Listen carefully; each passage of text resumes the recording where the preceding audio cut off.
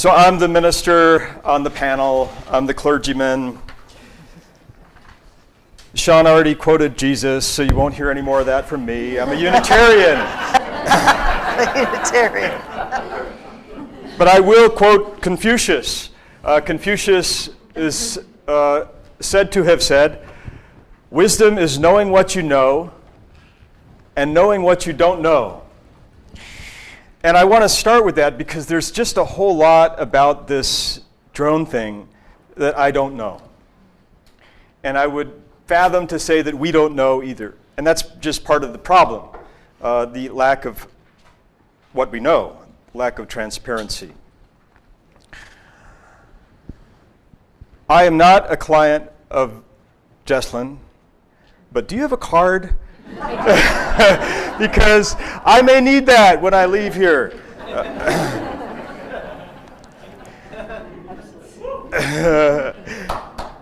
And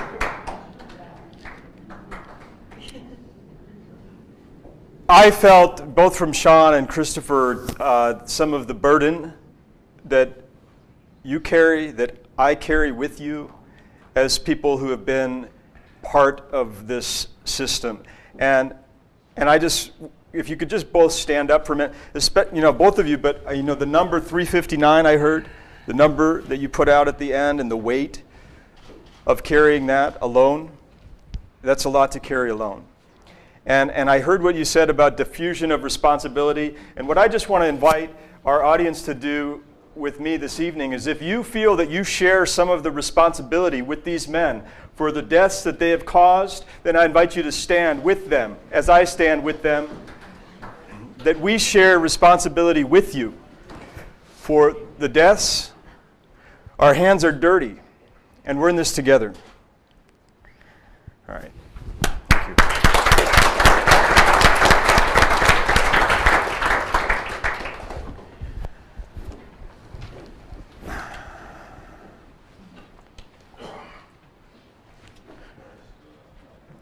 So I am an ordained clergyman by profession. I serve as the called and settled minister of the Unitarian Universalist congregation at Rock Tavern in New York, in the Hudson Valley, about 15 miles north of West Point, the U.S. Military Academy. We are a peace advocate congregation, and we struggle. We haven't reconciled, we struggle with what that means as a peace advocate congregation, one of 10 in the country in our denomination. And part of what that means for us is to hold the tension. We are committed as a congregation to support military personnel. We have cadets in the academy who are members of our congregation. But also part of what it means for us to work for peace is to advocate and to be activists, to resist. For the past 5 years, I have held ecclesiastical endorsement from the Unitarian Universalist Association to serve as a U.S. Army chaplain. I'm the son of a Vietnam veteran. I'm married 18 years. My wife is a Japanese citizen. And I honor Mitsuko this evening because she has taught me to be sensitive to those people who at times we've called our enemy. We have 5 children. I'm a parent. I'm a father.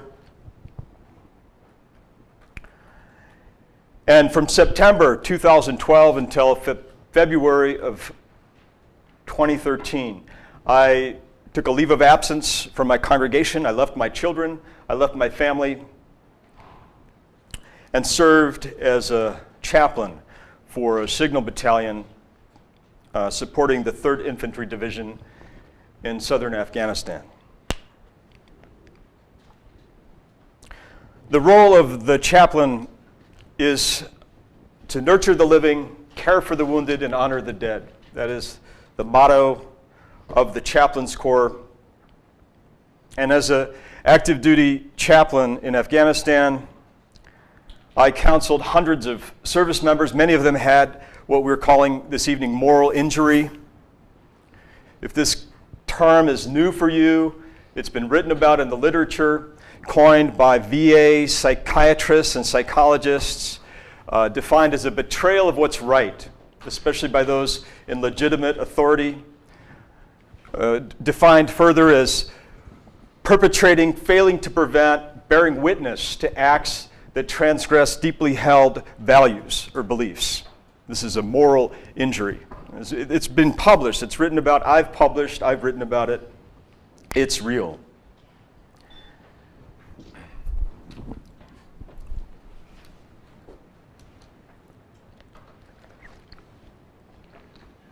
I conducted dozens of religious services and oversaw volunteer programs for Afghan children and blood donations. I personally gave 23 units of my own platelets through the Armed Services Blood Program. Platelets are helpful in stopping traumatic bleeding. I also supported 14 dignified transfer ceremonies at Kandahar Airfield. For those of you who don't know, a dignified transfer ceremony goes something like this. As the American war dead leave the combat zone to the United States, they're carried in a flag-draped casket by soldiers across the tarmac, up the ramp of a C-17 transport plane. The soldiers render a solemn salute. The chaplain reads the name, the age, the hometown of the fallen, and shares a few words about their surviving family members. The chaplain reads a scripture and then prays. Finally, taps is played on a bugle. And the ceremony says, this life mattered. My presence at these ceremonies granted me special access to the restricted flight line, and that's where I saw my first drone. I witnessed drones, some armed with Hellfire missiles, some surveillance, take off and land in their mystery-shrouded assignments.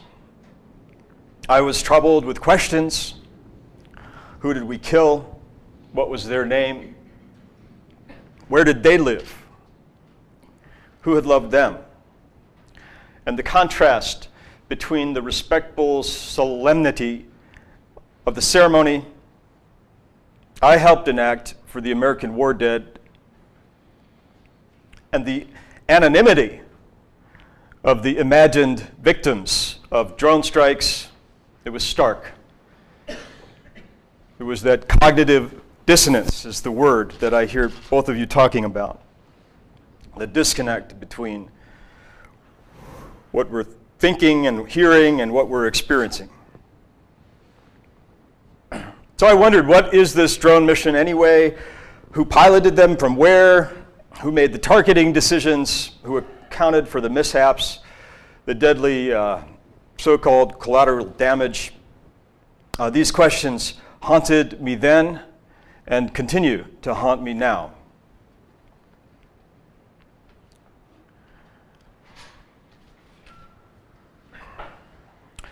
Well, at the base, drones were not a safe topic for inquiry.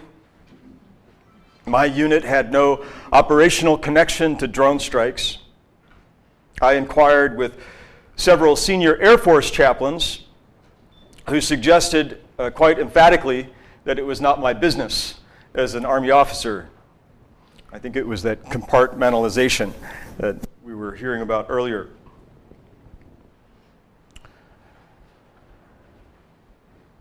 I thought, however, that as a minister to soldiers, as a citizen of these United States, and a person of conscience, that perhaps it was my business. For about a month, I reviewed all of the publicly available information on drone strikes. I read Living Under Drones, Death, Injury, and Trauma to Civilians from U.S. Drone Practices. You can find it online. The report was co-published by Stanford and NYU. It came out the month that I arrived in Afghanistan and was available on the internet, made for sobering reading.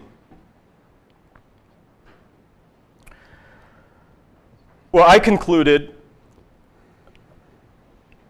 our drone strikes were harming innocent people in a manner that seemed to me both disproportionate and unnecessary. Now, this is a tentative conclusion.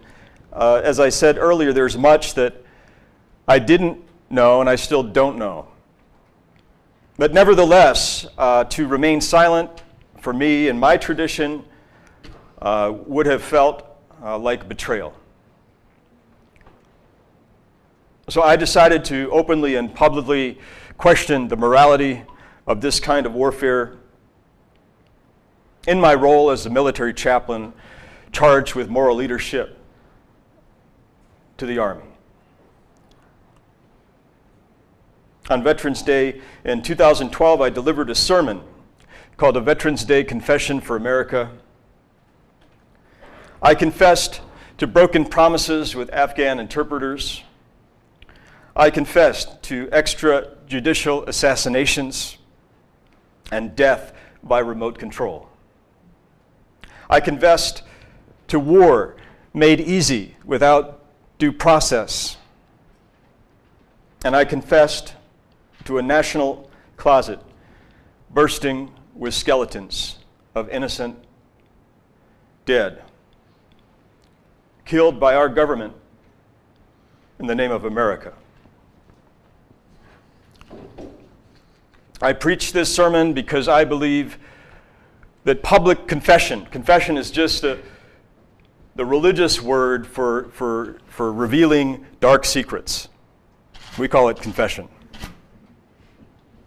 Well, I believe that public confession is the best way, one of the best ways to examine our collective conscience, to purify our intentions, to relieve the soul distress, the moral injury that we're hearing about carried by so many of our service members and veterans, and recalibrate America's moral compass.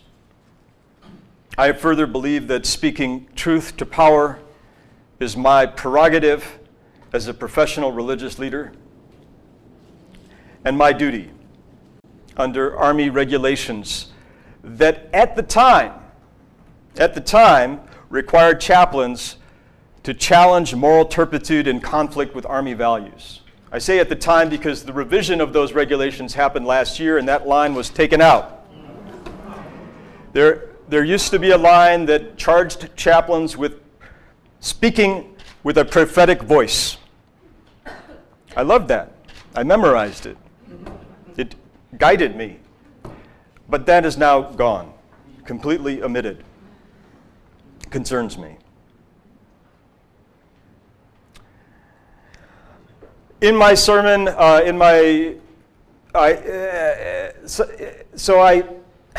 didn't hide my identity as a military chaplain. I delivered the sermon to a gathering of service members and contractors who had freely gathered one Sunday morning at Kandahar Airfield for a worship service in my tradition. It was a Unitarian Universalist service at Kandahar Airfield. I then released the text of the sermon to my denomination, and speaking only for myself, it appeared on a Unitarian Universalist church website. Well, 2 days later, after the online posting, an Army lawyer sent me a very nasty email and alerted the battalion commander to my sermon. He summoned me to his office. The conversation went something like this. "Chaplain, did you write this?" "Yes, sir." "Do you believe this?" "Well, sir, it's not really a statement of belief. It's a confession. It's meant to purify intentions and recalibrate our moral compass." That didn't go well with him. He said, "Your message," he said, "your message doesn't support the mission. And you make us look like the bad guys." Well, duh. I mean, I didn't say that. But so I said, "Okay, what do you want me to do?" He said, "Well, you you need to take it off the website. I wasn't going to argue with the colonel, so I said, Roger that, and I did. Nevertheless, the commander said he had lost confidence in me and initiated an investigation. Article 15.6. In January of 2013, I was handed a General Officer Memorandum of Reprimand. The general reprimanded me for, quote unquote, politically inflammatory speech. Now, I still think that the Hellfire missiles fired from drones are more inflammatory than anything I ever said in my sermon. But anyway, the commander used that reprimand to release me from active duty. I was sent home from Afghanistan. And I was sent home with a referred evaluation, a do not promote evaluation that led to my discharge from active duty. In carrying out this course of action, the Army disregarded a defense my trial defense lawyer in Afghanistan made for me, a defense that was reinforced by statements from nearly 36 soldiers, including officers and other chaplains. Everybody in my congregation who had been there for the sermon wrote a letter on my behalf.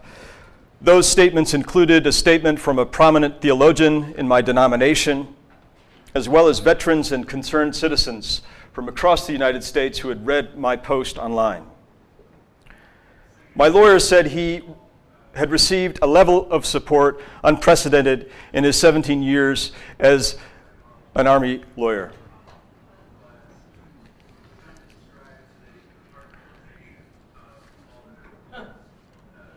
The Army also disregarded without comment my fundamental defense that I had a constitutional right to religious freedom for the contents of my sermon, with even military authorities cannot censor. A campaign of blacklisting has since ensued, and several assignments were denied to me. I eventually authorized a congressional inquiry, and through that, I gained a long overdue promotion and a new assignment in the Army Reserve.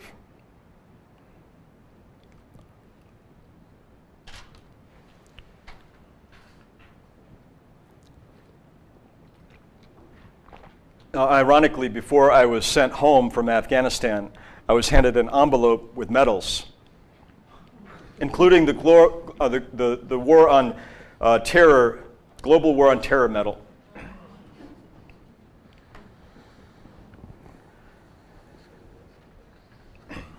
When I joined the Army, I didn't swear an oath to defend secret and unaccountable killing. I took an oath to defend the Constitution, a set of laws that I believe drone warfare significantly undermines.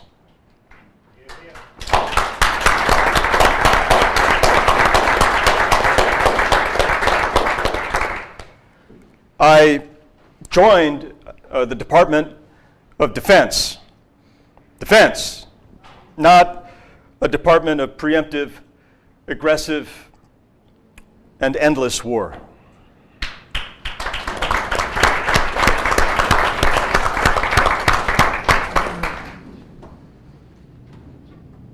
My faith affirms the inherent worth and dignity of all people everywhere. And I believe Americans who share this affirmation have a responsibility to advocate for a U.S. foreign policy consistent with our collective regard for human dignity.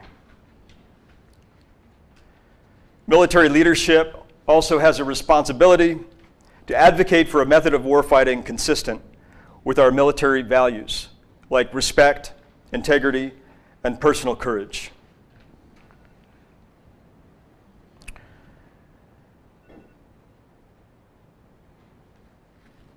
Halting these lethal drone strikes following the recommendations of the Stimson Center, we're going to hear more about those in a minute, I think is a vital step to healing what we're calling moral injury, reclaiming national honor, and restoring the soul of America.